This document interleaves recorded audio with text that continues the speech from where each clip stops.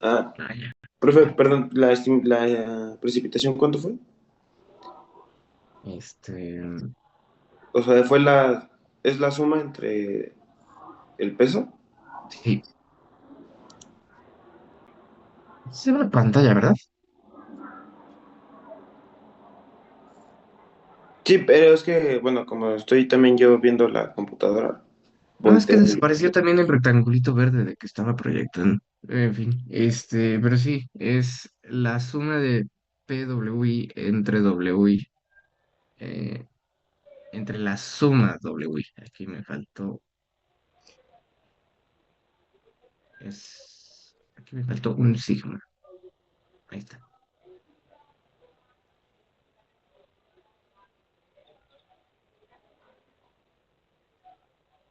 Así. Vamos a compararlas, ¿sale? Vamos a poner expresión E,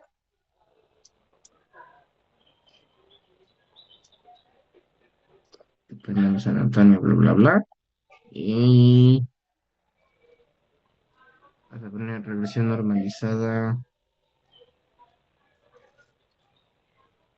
con una estación,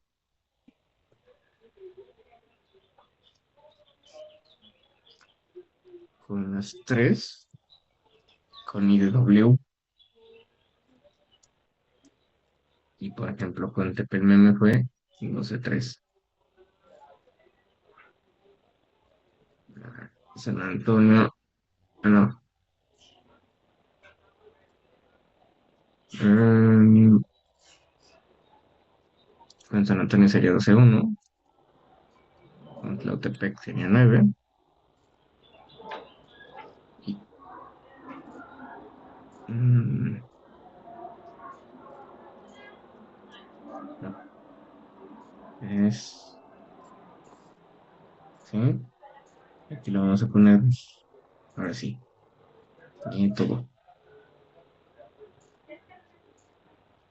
No, sí, porque esto sí, no, no se pone así, tan, tan. 12 3, 12 9, con 3, será este aquí. Y con W en este valor. Ahora sí, esto es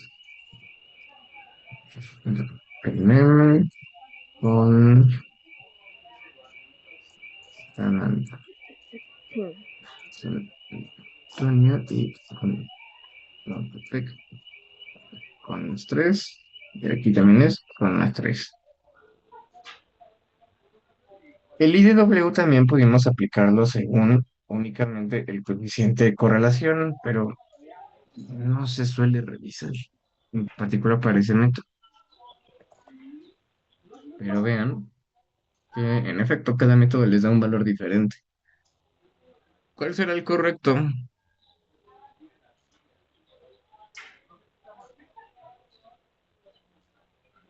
El que tenga el coeficiente más cercano a -1 o 1.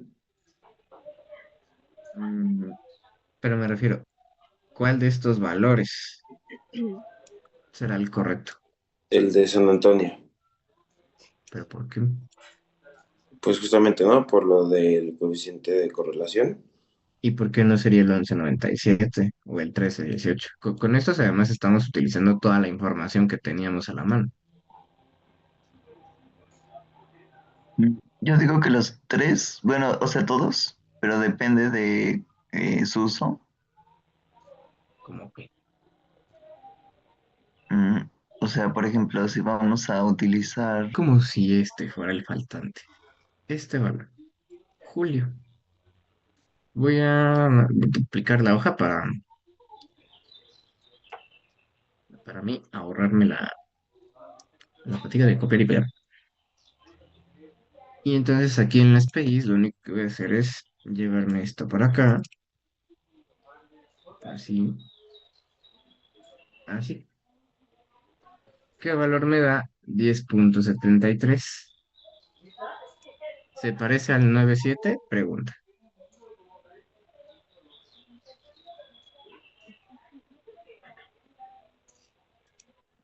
Vamos a calcular el error. No, Tampoco tanto, bueno, a lo mejor es una diferencia como de 1 milímetro. Pues vamos a ver qué tanto representa eso. Es este menos este. No, es este menos este entre este. Y así. Pues miren, una diferencia del 11%. Un error del 11%. A su criterio, jóvenes, ¿es aceptable o no ese valor estimado?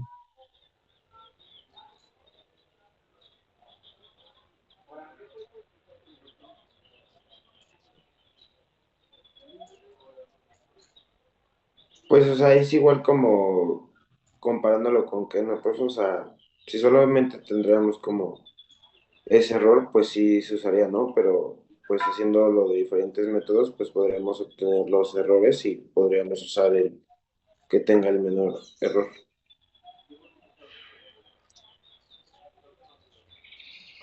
Más o menos. Rara vez van a encontrar ustedes una forma de encontrar el error, porque estos datos no van a estar disponibles. No van a saber cómo. Em, Voy aquí, por ejemplo, llevarme ahora para el siguiente mes. Miren, ahí el error es de 31%. Y lo único que hice, o sea, es el mismo método. Lo único que hice fue cambiar con qué valores está trabajando, ¿no? Entonces, no son métodos que les digan un valor real, son métodos que les están dando un valor estimado. Entonces, ya quedarán ustedes decidir si quieren utilizar este método, por ejemplo, IDW o relación normalizada con todos los datos, tal que aquí están utilizando toda la información cercana disponible, o decir, realmente solo vale la pena hacer, hacer esto en función de la estación San Antonio, ¿no? Ya sea por el método de relación normalizada o ya sea por el método IDW. En este caso, pues nada más tendría que hacer con esta fila de acá. Em, Les digo, no son métodos perfectos, no quiere decir que el valor que den esté mal, pero a veces en la práctica será la única forma, la única herramienta para tener información, pues ni modo. Eso es lo que hay disponible para trabajar, pues con eso se trabaja. Les digo que idealmente esto se hace para valores diarios. Dejen ver si encuentro una base de datos que Profe, tenía. me Mande, surgió a mí una duda. adelante, En, mande, adelante.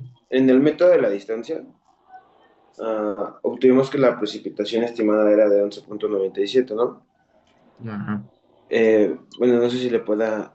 Ajá, ahí. Y. O sea, ¿y por qué con Tepelmeme, San Antonio y Tlotepec salió como diferente? O sea. Ya lo entendí. Ya no lo hizo tal cual con las sumas, ¿no? Sino con los valores únicos de PWI y WI.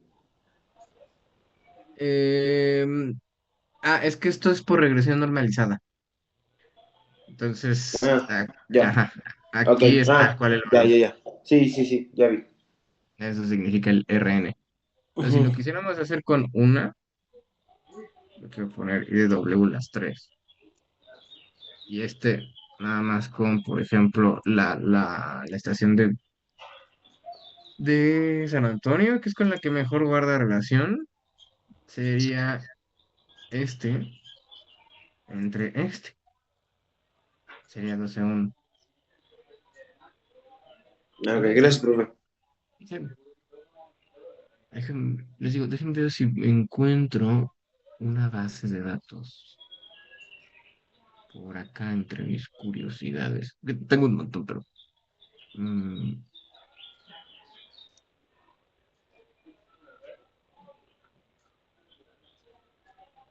mm,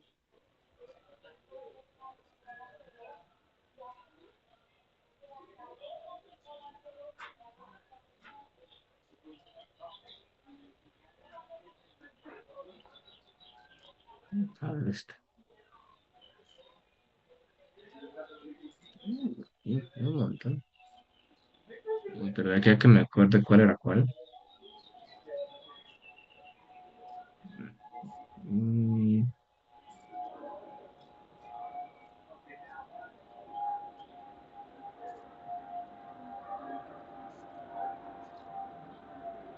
uy, no, y este está tardando horrores. Voy a buscar una.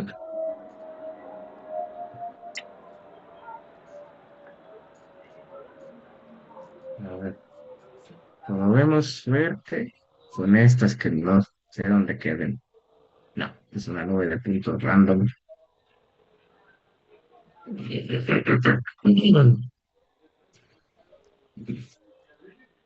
Ah, muy bien, estas dos.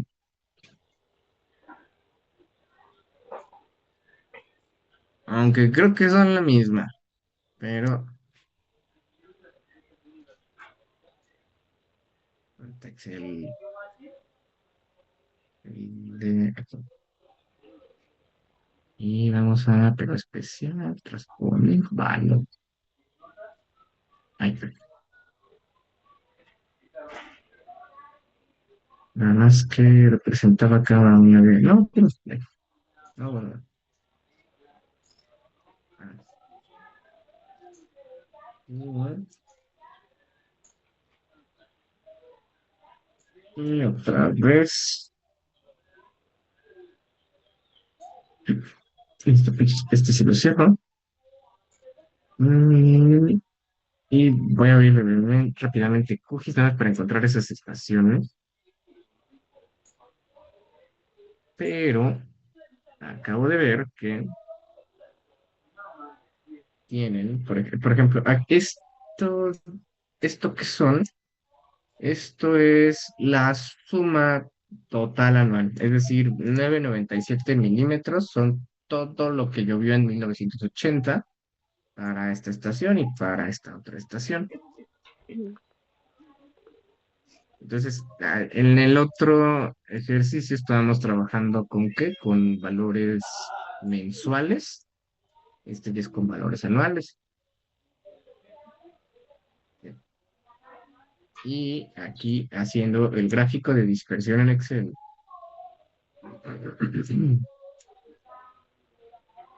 Si se dan cuenta, esta nube de dispersión ya tiene una mejor forma que lo que veíamos acá con estos datos. ¿Están de acuerdo?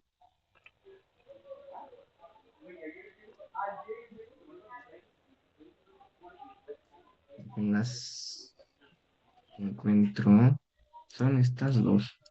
Entonces son objeto.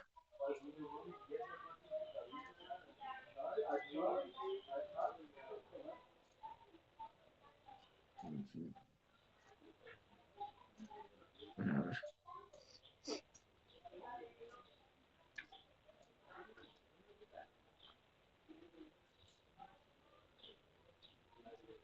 sí.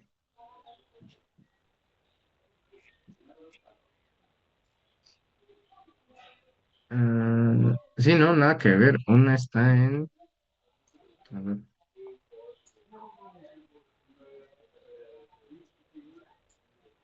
AKCP y AKC. No, sí, AKCP y AKCR fueron las que copié. AKCP y AKC.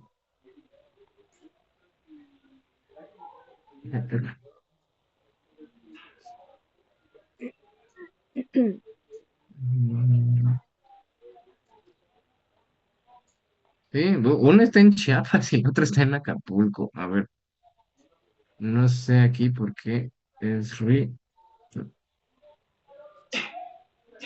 nice.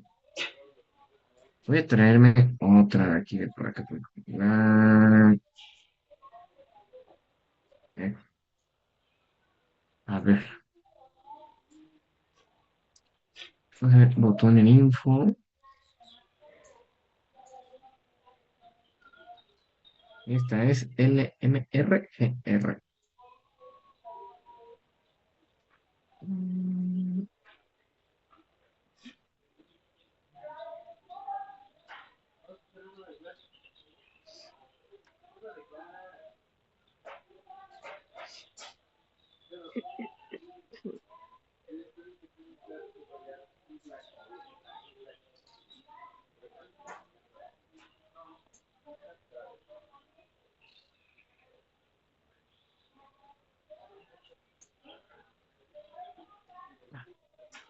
LMRGR.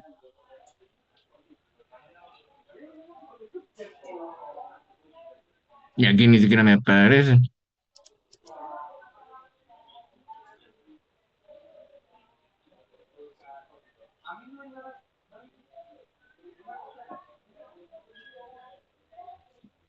No. Entonces, pero aquí sí tiene datos. Ah, es que tiene muy poquitos.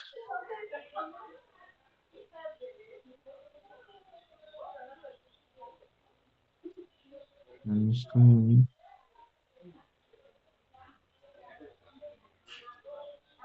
Voy a aumentar el tamaño de esta cosa. Sí, listo. C1242. Tiene pocos datos, pero creo que suficientes. C1242.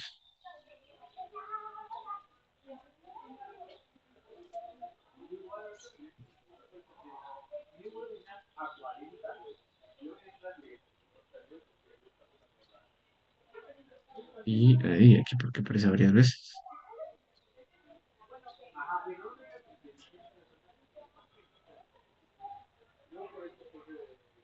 Aquí, listo. Y voy a copiarme esta otra mejor. Ahí cerca, pues.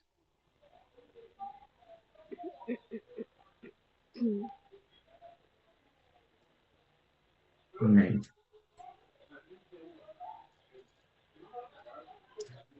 Así. Entonces voy a también a poner esta. A ver, la dispersión de datos.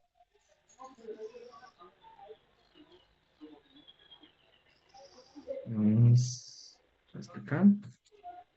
Y es hasta acá.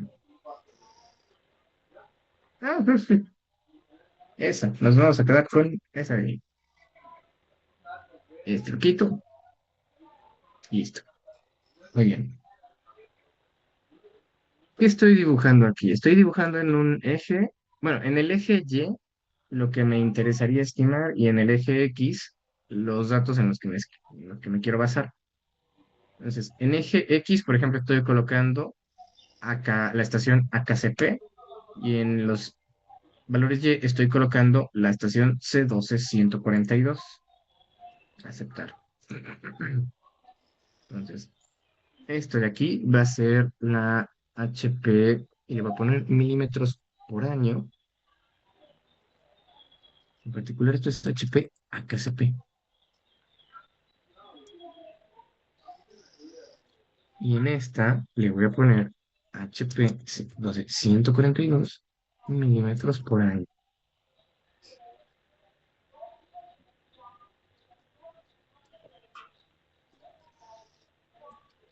Creo que se ve un poco mejor. Todo esto de aquí. Voy a poner una recta 1 a 1, nada más para que sea de referencia. 0, 2000, 0, tiene que ser de 12.500. Un poco así lo quiso Excel, pero es representativo. Y voy a agregar valores X, valores y esto de acá no lo quiero como punto, lo quiero nada más como línea.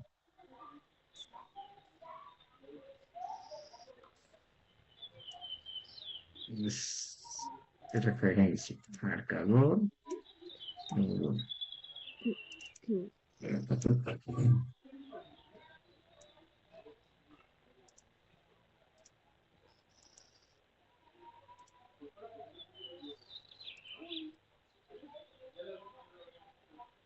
Sí.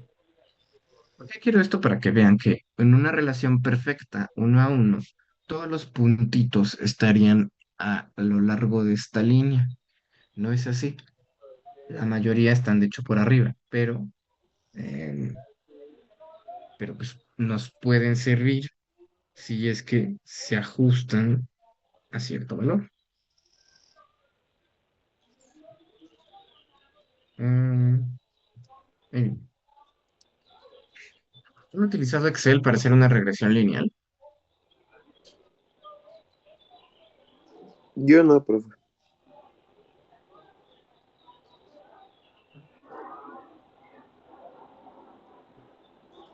Teniendo aquí la dispersión de los datos, vamos primero a calcular el coeficiente de correlación. R. Coeficiente de correlación, tenemos esta matriz. Respecto de esta matriz, 0,53. No es perfecto, pero pues tiene mejor cara que lo que estábamos viendo este, en los otros casos.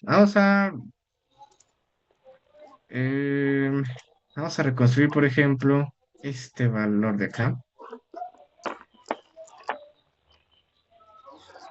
1573, y a ver si podemos extender el registro en el futuro. Entonces, selecciono mis datos haciendo doble clic en la nube de puntos y le van a dar ya sea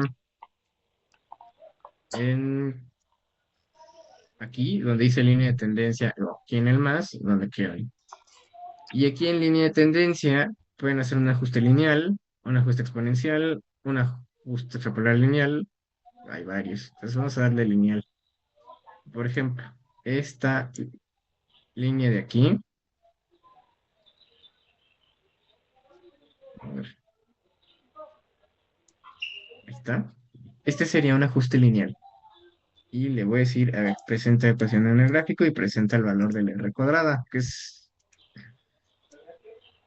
este por este, el coeficiente de determinación. Ahí está, ¿no? Aquí queda. Entonces, por ejemplo, a ver, vamos a poner aquí en HP lineal, te la voy a ocultar.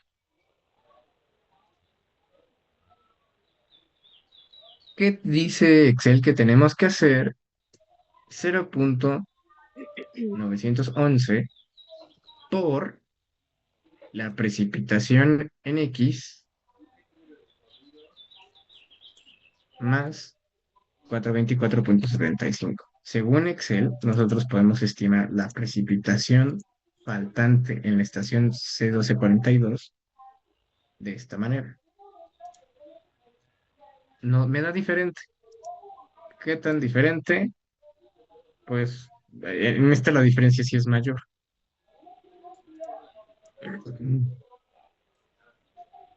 Del 27%. Pero pues bueno, también está menor que en el caso del mes de julio. Mm, aquí. También podrían hacer uno de tipo exponencial. Sería válido. Vamos a ver. Voy a seleccionar esta línea.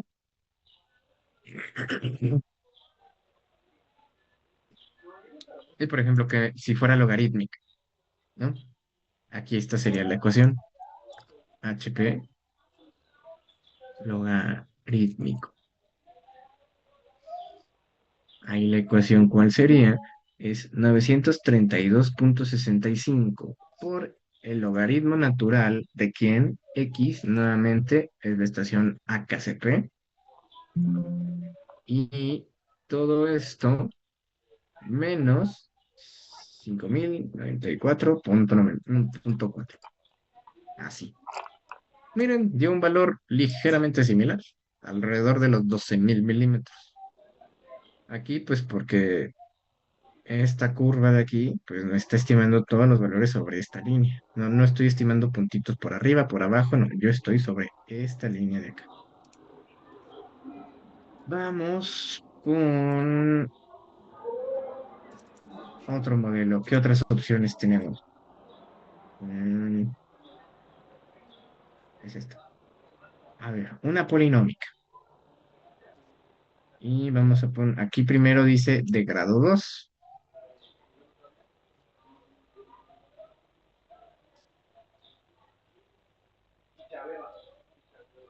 Ponerle aquí polinómico n igual a 2. Aquí esto dice que es menos 0,0003 por esto al cuadrado más 1,6173 por x más 52,669. 12.588. Se me olvidó a lo mejor aquí poner el R2 para cada ajuste. Mm, mm. Voy a poner aquí una fila y esta va a ser el R2, el coeficiente de determinación que calculó Excel, 0,2862. Para el ajuste polinómico, para el logarítmico era 0,2843 y para el lineal era 0,2827. Así. Voy a darle aquí formatito para que el más grande se vea en la escala de verde.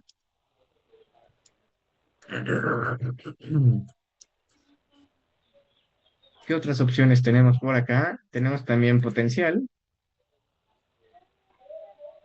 Y este es un R de 0,2843. HP potencial. Aquí dice que es 6,4268 por X a la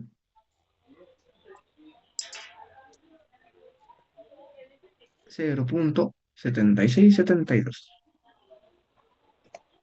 11.000, no, 1.181. Y voy a poner aquí polinómico, pero le voy a poner grado 3. Y voy a poner además, ponerle 100 en el futuro, 100 en el pasado. Nada más. 200, 200. Más. 500, 500. Ahí está. Porque quiero que vean el efecto que tiene el andar estimando fuera. ¿Están de acuerdo que tus datos, están contenidos en este dominio más o menos?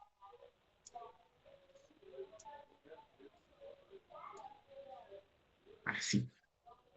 Cualquier valor hacia la izquierda y hacia la derecha está fuera de los datos observados. Eso de ahí sería extrapolación.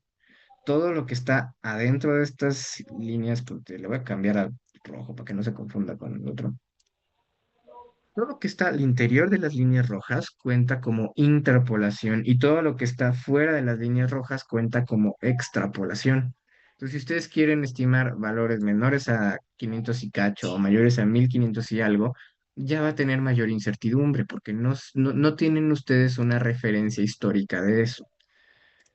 Entonces, lineal solamente va a continuar la tendencia lineal de los datos. Logarítmica, aquí por ejemplo, si llega un momento en el que tienen valores muy, muy pequeños, van a incluso estimar valores negativos, lo cual sería incorrecto.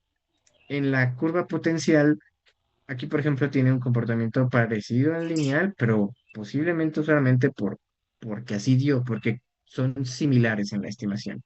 Pero el polinómico de grado 2 por ejemplo, igual si lentamente iría a mayores valores, por ejemplo, voy a ir en el futuro unos 1.000 milímetros, llega un momento en que esto empieza a decaer y posiblemente me estimaría valores menores, que a lo mejor no hay que ver.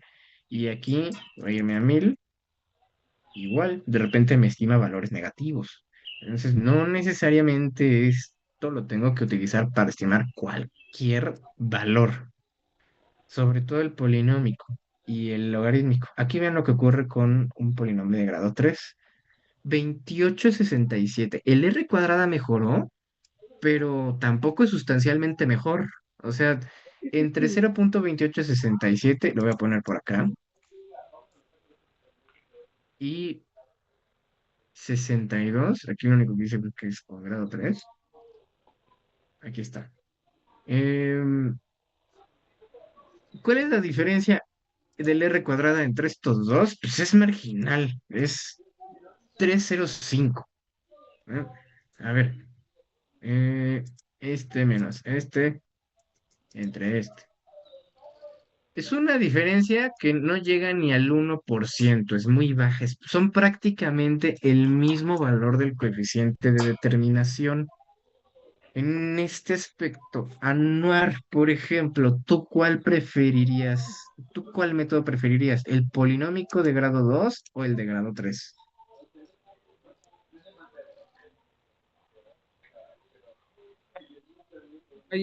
Yo diría que el de grado ¿Cuál? 3 3. ¿Por qué? porque incluye más puntos y nos puede dar mejor curva. Se acerca al coeficiente. Ok, no, me recuerda, ok, sí, pero recuerda que la diferencia no es ni del 1%. Anuar dice que él se queda con el ajuste polinómico N3.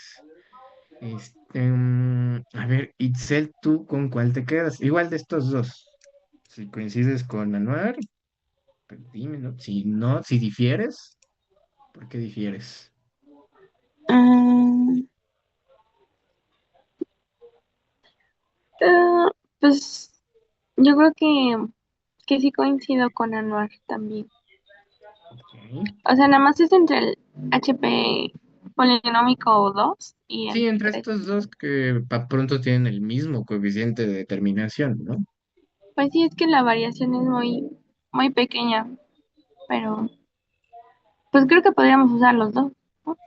Cualquiera de los dos. Ujú, ujú. Aquí yo les diría que me quedaría con este. ¿Por qué cosa? Porque es el modelo más simple. Voy a hacer esto más grandecito para poder tomarle captura.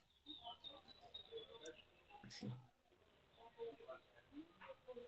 aquí. Voy a llevarme este de aquí. La voy a poner acá.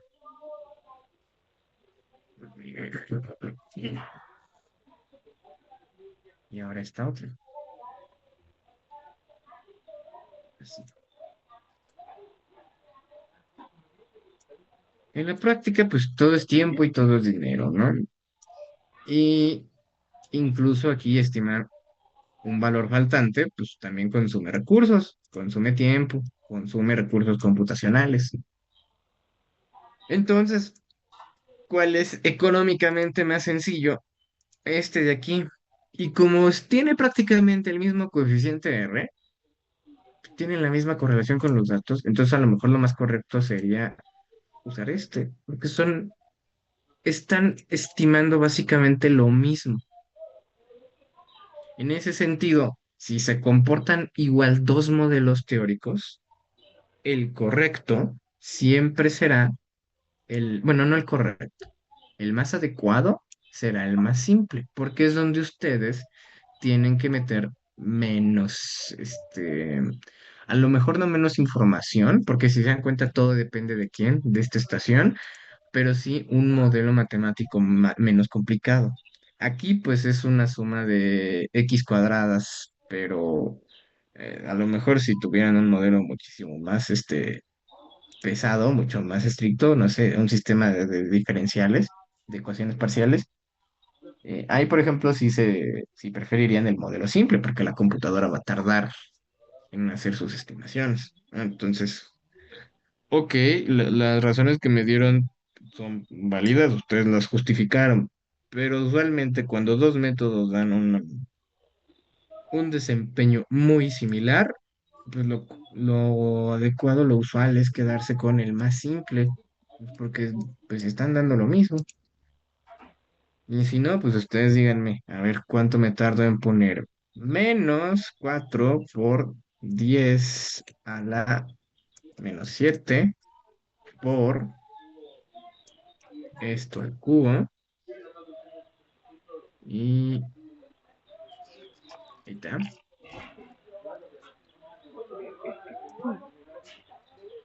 Más. 0.0011 por esto al cuadrado.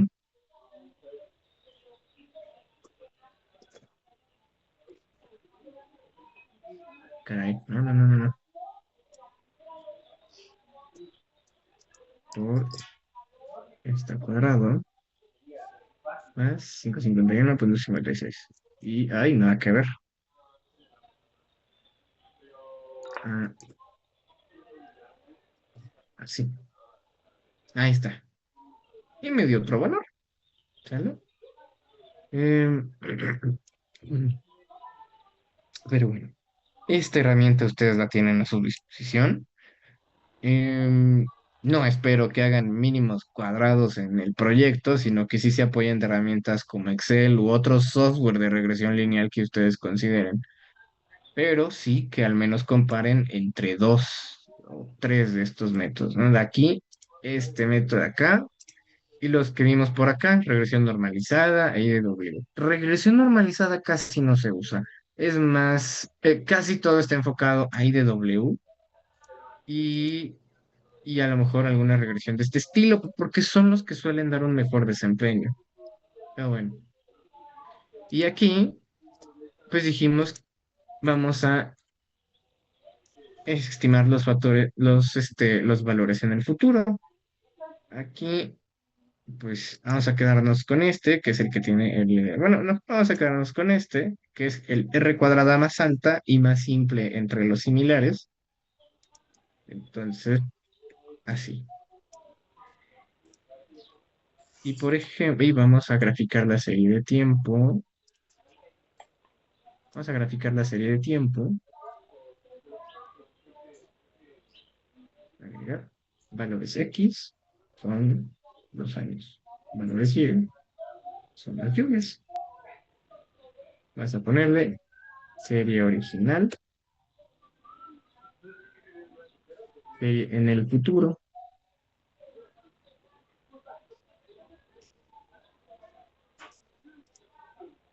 Ujú. Y, caray, ¿qué hizo?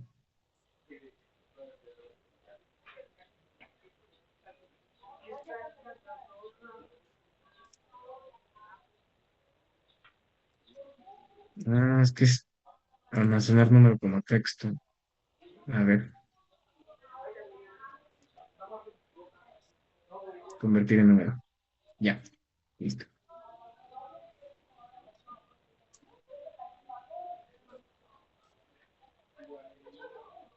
Aquí los ejes. Aquí le voy a poner HP, milímetros por año.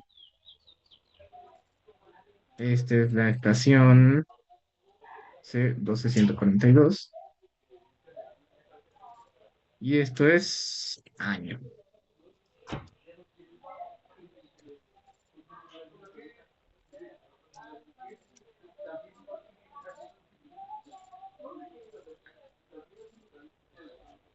Así. 1935. Ya está definido. ¿Sale? Algo que observan en particular de los valores estimados naranjitas respecto de los azules.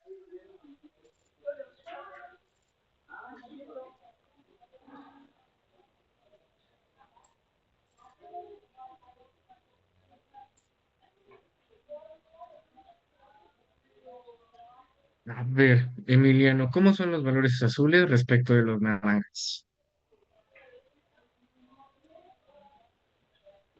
Pues más altos, ¿no, profe? Y más bajos, depende del año. Pero son más dispersos entre Ya, años que los naranjas. ándale, en términos estadísticos, la palabra es esa, la dispersión, o que la varianza o la desviación estándar aquí es mayor. Si ustedes estiman datos, por ejemplo, estos de aquí, y ustedes podrían continuar en el futuro estimando datos. Finalmente, mientras, ¿qué cosa? Mientras esta estación tenga datos. Si no, pues no. Em, así, así tal cual, ¿no? De hecho, vean, ninguna de estas estimaciones se parece genuinamente al valor adicional. Una forma de revisar si nuestras estimaciones estas son correctas, por ejemplo, sería ver si la dispersión es igual. Esto tendrá a lo mejor más sentido después, ¿no? Ahorita no espero que hagan esto, pero por ejemplo, yo esperaría que el promedio de la serie original pues sea igual al promedio de los valores reconstruidos. Aquí voy a poner medio. Y en efecto es similar, ¿no? Finalmente, aquí la interpolación pues tiende a quedarse en ese valor medio. El detalle es que si bien las medias son similares, a lo mejor la desviación estándar no lo es, la desviación típica. Entonces le voy a poner desviación típica muestral, desviación típica muestral de esta. Y aquí sí es donde cambia la cosa. La desviación típica para los valores originales es 3 veces la desviación típica de los valores estimados, que le voy a poner observados, estimados. Entonces, cuando uno reconstruye, hay que tener cuidado. Hay que siempre, si ustedes reconstruyen en el tiempo, o sea, se van más al futuro, se van más al pasado, o como en, déjenme ver dónde está la presentación del tema pasado, digo, de la clase pasada. Ah, no, estoy abriendo estadística.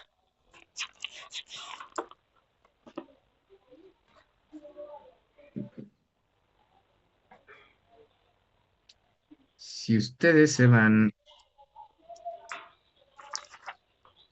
esto no. Si ustedes se van a algo como esto, por ejemplo, que les digo que utilicen cualquiera de estos métodos para estimar estos datos del año 2000 en adelante, o para rellenar este hueco de acá, o para rellenar estos datos, o estas dos estaciones, llevarlas al futuro, pues hay que revisar eso, ¿no? Que lo que hicimos es estadísticamente al menos similar. Si no, pues a lo mejor nada que ver. Más allá de un error, porque nunca van a tener casos como estos donde tengan el dato real para hacer la comparación. A lo mejor lo que sí tienen a la mano es revisar si estadísticamente son similares, ¿no? La media aquí es muy parecida, pero la desviación estándar ya no tanto. Entonces nada más hay que tener cuidado con eso, porque esto nos puede cambiar el comportamiento de la serie, ¿vale? Eh, con eso. Este, hasta ahí, todo claro. ¿Alguna duda, comentario? No, profe, todo bien, gracias. Bien, entonces, jóvenes, por favor, les voy a pedir que igual de tarea vayan resolviendo este ejercicio para IDW. Igual, estimar este valor de aquí, el del mes abril. Esperen un tantito.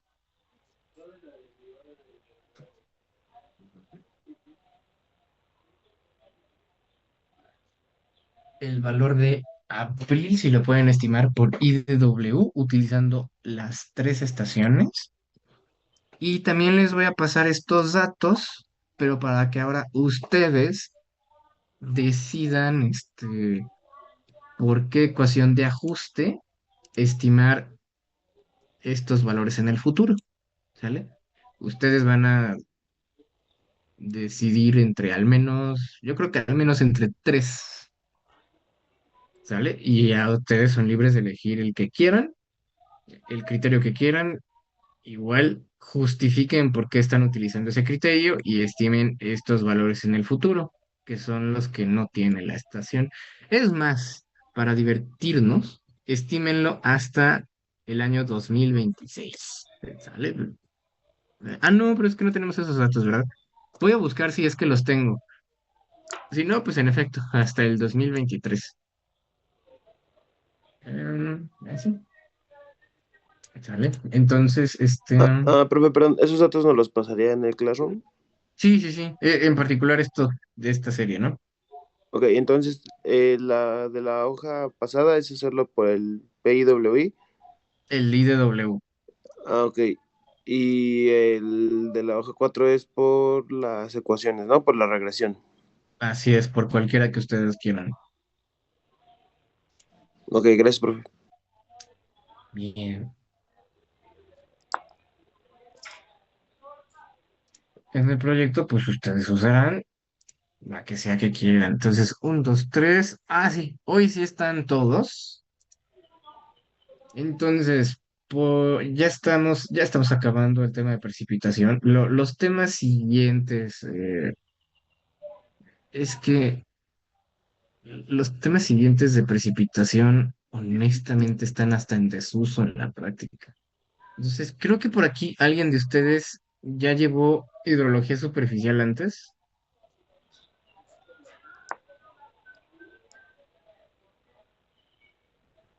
Un poco todos son de primera vez. Yo ya la había llevado. Creo que igual Kevin y Yo no me también. acuerdo. Ahí, por ejemplo, chicos, ustedes vieron. ¿Qué veo?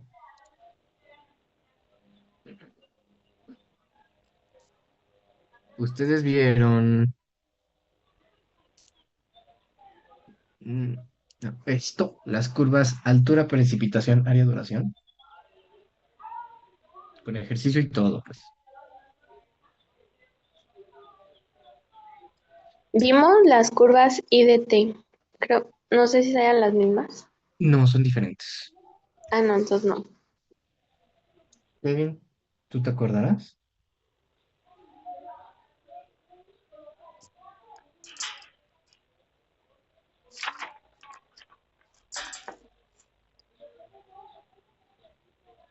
Ya, pues bueno, si no, simplemente se las voy a presentar. Porque les digo, estas en la práctica ya no son muy usuales. De hecho, si alguien se las llega a pedir, ya saben que es más antiguo que yo incluso.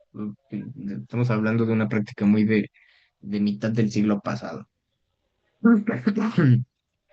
Y es que sí son medio complicadas, medio abstractas.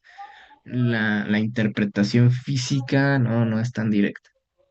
Y el último tema, que es la precipitación máxima probable, creo que tiene más sentido que se los presente ya cuando veamos ahora sí la estimación de eventos máximos.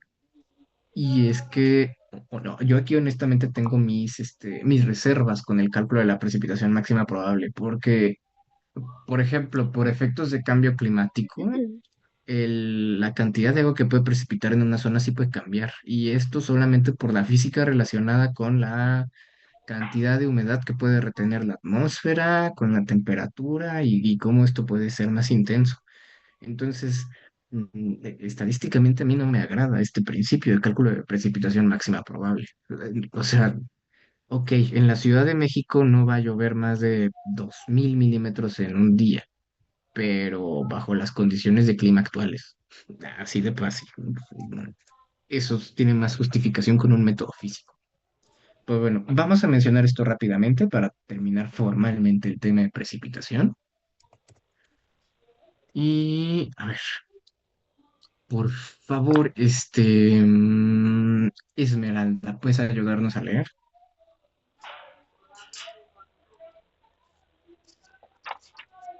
¿O no? Vamos con Fátima, entonces. Sí, proporciona una relación entre lo que llueve, la duración y el área de la cuenca. Sirven para determinar el potencial de precipitación que existe en una zona. Se construyen con las combinaciones más desfavorables de la lámina de precipitación y su duración, con el área cubierta por la tormenta. Las curvas se extrapolan a sus valores máximos probables para usarse en estudios de estimación de avenidas. Gracias. Por ejemplo, ¿cuál es el principio de estas curvas? Que si ustedes quieren tener una tormenta de diseño, o sea, ya tienen su registro histórico de tormentas. Pero entonces les preguntan, oigan, entonces, ¿con qué tormenta diseño para toda la cuenca? Estarán de acuerdo que decir que para toda una zona de estudio, decir que llueve exactamente la misma precipitación no es físicamente cierto. Si yo quiero calcular una tormenta para la Ciudad de México y calculo el promedio como los métodos que vimos, y ese promedio considero que está cayendo homogéneamente en toda la superficie, no, no es cierto. Hay regiones donde llueve más, hay regiones donde llueve menos, y además no de forma simultánea. Entonces se puede relacionar mucho la duración de una tormenta con sus máximos valores y también su efecto en el área de la cuenca. Finalmente, a mayor área, una misma precipitación puede tender a diluirse. A lo que me refiero es, pues, eh, no es lo mismo que lluevan 30 milímetros en una hora, a que llevan 30 milímetros en 24 horas. No es lo mismo que llevan los 30 milímetros en un área de 30 metros cuadrados que a que llevan en un área de, por decirlo, 1000 metros cuadrados. Entonces, estas curvas que les están diciendo, aquí tienen el área de la superficie, la altura de la precipitación y aquí diferentes duraciones. Y lo que sí les permite hacer esto es extrapolar tormentas. Que, por ejemplo, ustedes tienen una zona de estudio, una cuenca que mide, yéndome a los valores de aquí, 2000 kilómetros cuadrados. Es demasiado. Esto debe ser de una cuenca grande, tipo Balsas, tipo Lerma. Pero, este, si ustedes tienen los registros, por ejemplo, para ese tipo de estación y construyen estas curvas, se pueden ir a una cuenca de la zona, que meteorológicamente sea similar, pero que sea de tamaño diferente. Entonces yo me voy a lo mejor a una cuenca o una subcuenca más pequeña y yo podría decir, ah, bueno, puedo yo estimar una tormenta en función a estos datos. La aplicación más común era esa. Ya ha quedado un poco en desuso, un poco por lo complicado que es estimar estas curvas y también porque ya existen otros métodos de ir construyendo, de ir estimando tormentas en otras regiones. Pero bueno, el método es este. Anuar, por favor, ¿puedes leer el procedimiento? Número uno. Dividir la cuenca en áreas encerradas entre parteaguas y cada una de las isoyetas en sentido de mayor a menor valor. 2. Para cada área, calcular el histograma medio. 3. Acepta como duraciones las siguientes, bueno, D1 a diferencia del tiempo y D2, 2 por la diferencia del tiempo, y DN, que es N por la diferencia del tiempo, DN, es la duración de la tormenta. Número 4. Para duración y cada área se selecciona la precipitación más desfavorable, mayor. Y número 5. Graficar para cada duración el área versus precipitación más desfavorable. Gracias. Aquí como que no se entiende mucho, o a lo mejor aparentemente es muy simple. Voy a abrir el Word con el ejemplo de la otra vez. Y me encuentro el ejemplo de la otra vez.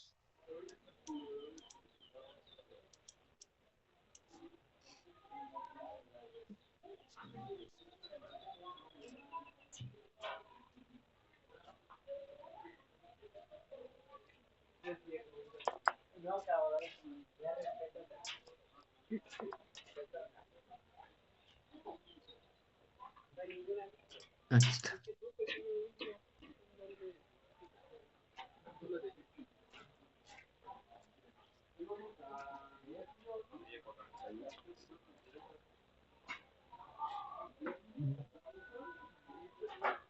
Ujú.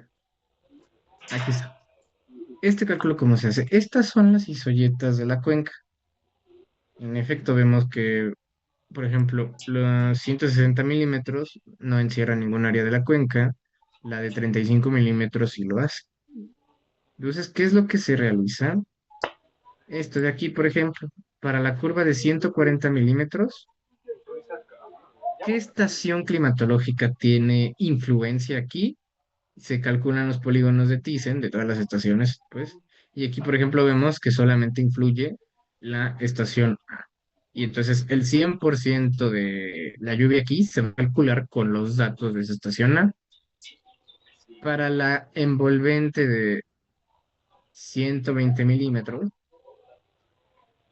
Esto ya cambia. Ahora el 67% del área le corresponde a la estación A, la B el 30%, la C el 3%. Para la envolvente 60 milímetros, aquí ya hay mayor variedad. Y así se van de envolvente a envolvente, calculando esto de aquí. Y se obtienen estas relaciones de acá. Aquí tenemos la isoyeta y el valor medio entre isoyetas. Esto ya lo vieron. Y el área, esto de aquí que representaría el área total. Por ejemplo, esta porción sombreada corresponde a 335 kilómetros.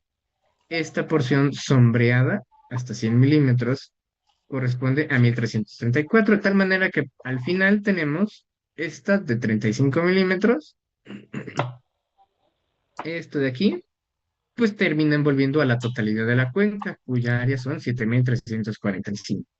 Y vean, aquí ya va apareciendo, aquí solamente aparece la estación A, aquí las estaciones A y B, aquí las estaciones A, B y C, y en toda la cuenca pues ya tienen influencia todas las estaciones. Y aquí está el porcentaje de influencia de los polígonos de Thyssen. Por el método de los polígonos de Thyssen, esta sería la precipitación media en cada sección, en cada área de estas, ¿no? El promedio de Thyssen, por ejemplo, aquí para 140, pues sería tal cual el valor de estación A, 144. Aquí en 60 milímetros es, ahí está, aquí. El valor medio, pues es este, 91.3. Y se calcula un factor de ajuste. Aquí estos numeritos entre paréntesis son las columnas. Entonces, el factor de ajuste, según esto, es el valor de la columna 2 entre el valor de la columna 6. Y este factor de ajuste, como lo habíamos visto con la curva masa, se va a ajustar por la curva masa de cada una de estas subcuencas que estamos calculando, igualito que lo hicimos en las clases pasadas. ¿A qué me refiero? Aquí tenemos la curva masa para la estación A, para la estación B. Aquí tenemos para la estación C, la estación D, la estación E, la estación F, ¿no? Ahí están los datos. Si se dan cuenta, se están repitiendo, ¿no? Porque pues es tal cual los valores de cada estación. La curva masa, pues siguiendo los métodos que vimos, aquí por ejemplo, la curva masa según, no, al revés, con contorno, pero sin relieve. La curva masa por los polígonos de Thyssen. Aquí esta pues queda pues, perfectamente igual, pero aquí donde ya hay dos estaciones y gran parte del área corresponde solo a la estación A, pues la curva masa se ve más influenciada por la estación A, ¿no? Y así nos vamos.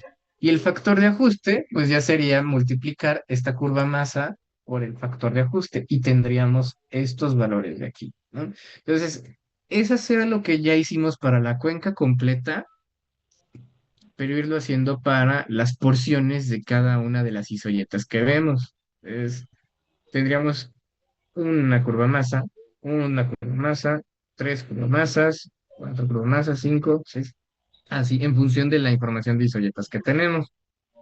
Y esto de aquí apenas es la primera parte de- del procedimiento.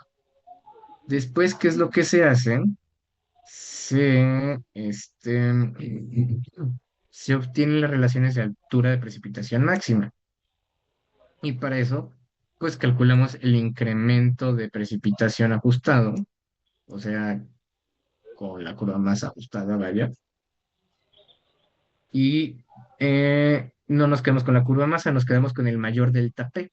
De aquí lo estamos calculando, entre 0 y cada una dan estos valores. Y estos los vamos a ordenar para cada uno de los casos de mayor a menor. Y aquí, por ejemplo, sería 29, 28, 21 y 3. Seguiría en ese orden. Hmm. Ah.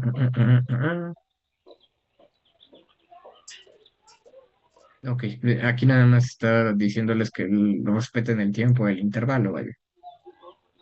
Mm, mm, ah, pues sí.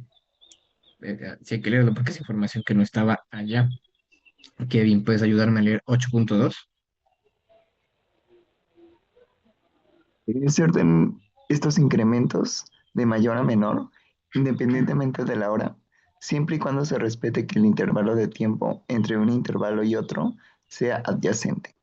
Por ejemplo, supóngase que para la isoyeta 60 los incrementos para intervalos de 6 horas hubieran sido de 21.9, 13.5, 28.3 y 29.8. El incremento máximo, perdón, el incremento máximo a una duración de 18 horas sería igual a la suma de 29.8 más 28.3 más 13.5, igual a 71.6 milímetros. Y la suma de 29.8, 28.3 y 21.9 es igual a 80 milímetros, ya que no estaría cumpliendo con el intervalo de tiempo adyacente. Sencillamente que sean homogéneos entre sí sus cálculos, ¿no? Y finalmente se calcula la precipitación máxima para cada duración acumulando los valores de este paso. Y, por ejemplo, entre las 6 horas la precipitación máxima es 29.8. Entre las 12 horas, 29.8 y 28.3. O sea, aquí estoy acumulando tal cual lo que ordené ahí atrásito. No, no son necesariamente las 24 horas, las primeras 24 horas naturales, ¿no? Es ya como quedó ordenado acá. Y así van ustedes sumando. Para cada, aquí tienen, por ejemplo, para duración de 6 horas, corresponden 29 milímetros. Para duración de 24 horas, pues corresponden los 93.5 milímetros. ¿Sale? Y, y finalmente todos estos cálculos ya aparecen por acá. Valores de altura, precipitación máxima, área, duración. Para cada una de ellas.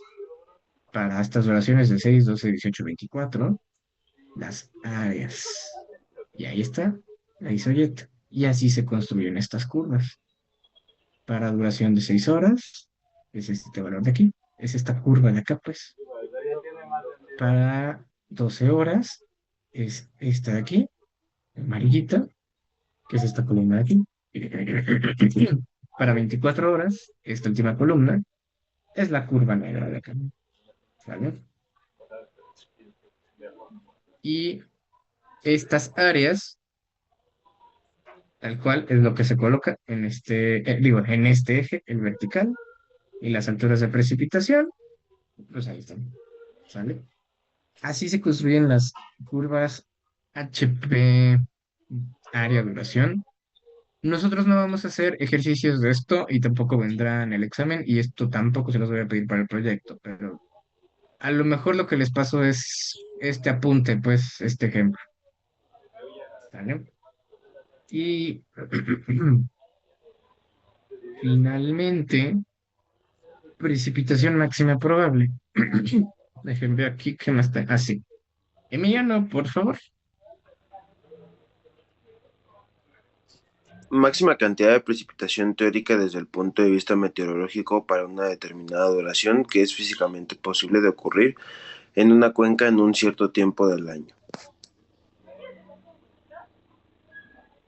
O sea, esto de aquí. Hay varios métodos, pues. Uno de ellos puede ser el método que acabamos de ver. Y pues los hay empíricos, los hay estadísticos, estos modelos de tormenta, pues sería un modelo físico, vaya. Y transposición y maximización de tormentas, como lo que estamos viendo acá. Aquí tenemos la duración, aquí tenemos la precipitación y aquí tenemos varios registros de precipitaciones para, por ejemplo, son India, Laos, estos son para Estados Unidos, ¿sale? Entonces aquí vemos la precipitación máxima, por ejemplo, que puede ocurrir en 8 minutos, puede ser esto de acá. Y simplemente hay un rango en el que pues, esto simplemente no ocurre porque físicamente no se pueden pasar los puntos de este lado. Aquí, por ejemplo, ustedes podrían entrar en este nomograma y buscar más o menos para una duración de tanto cuánto es lo máximo que puede llover. Em, los modelos empíricos pues, no son más que función de los datos que existen. Mm, que es básicamente lo de acá, ¿no? Porque son datos ya medidos, ¿no? No estamos haciendo un modelo físico. Y esto de aquí, pues también se puede tener en tablitas. Eh, las curvas precipitación área duración, pues son una manera también de ver esto, la precipitación máxima probable. Y aquí ya lo estamos haciendo una misma relación, área, precipitación y para distintas duraciones. Ya sea que las construyan como vimos ahorita, o esto de aquí, que son con registros históricos. Em, y les digo que a lo mejor queda más claro después, porque aquí aparece el concepto de periodo de retorno y eso lo vemos, pero hasta más adelante. Y también está este, que es un método estadístico, que lo que se hace, pues, es en función de la desviación estándar de los datos, ¿no? Tenemos la media más la desviación estándar por cierto factor de frecuencia, les estará dando el, el máximo probable valor de la precipitación, pero esto ya es de forma probabilística. Igual esto no se suele utilizar mucho, pero pues, ven, existe, ¿no? Y esto tampoco lo vamos a hacer. Em, entonces, por ejemplo, el examen llegaría hasta dónde? Hasta los métodos de estimación de datos faltantes. ¿Sale? Mm, bien, entonces hasta acá. ¿Dudas, comentarios hasta ahorita, tema 3? ¿Es ahora o nunca? Profe, ¿cuándo sería el examen? Buena pregunta. Habíamos quedado, bueno, no habíamos quedado, habíamos sondeado rápidamente la clase pasada, creo, ¿no?